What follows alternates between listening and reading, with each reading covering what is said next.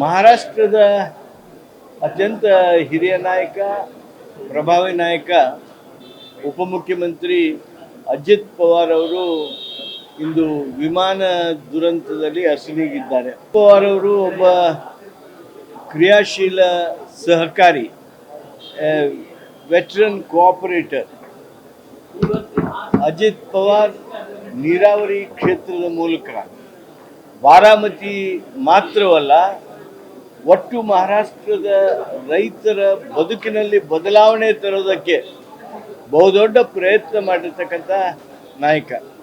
ಮಹಾರಾಷ್ಟ್ರ ರಾಜಕಾರಣದೊಳಗೆ ಕಳೆದ 10 ವರ್ಷದಿಂದ ಅಜಿತ್ ಪವಾರ್ ಬಿಟ್ಟು ಏನೂ ಇಲ್ಲ ಅನ್ನುವಂಥ ಒಂದು ಸನ್ನಿವೇಶವನ್ನು ಸೃಷ್ಟಿ ಮಾಡಿ ಆ ಪ್ರಭಾವದಲ್ಲಿದ್ದಂಥ ಅಜಿತ್ ಪವಾರು ನಮ್ಮ ಕನ್ನಡ ನಾಡಿನ ಜೊತೆಗೆ ಬಹಳಷ್ಟು ಸುಮಧುರ ಸಂಬಂಧಗಳನ್ನು ಹೊಂದಿದ್ದರು.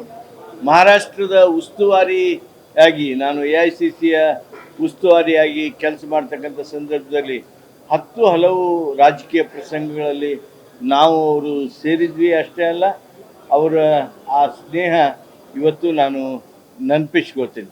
ಅವರಿಗೆ ಗೌರವಪೂರ್ಣವಾಗಿರ್ತಕ್ಕಂಥ ಶ್ರದ್ಧಾಂಜಲಿ ಸಲ್ಲಿಸ್ತೇನೆ.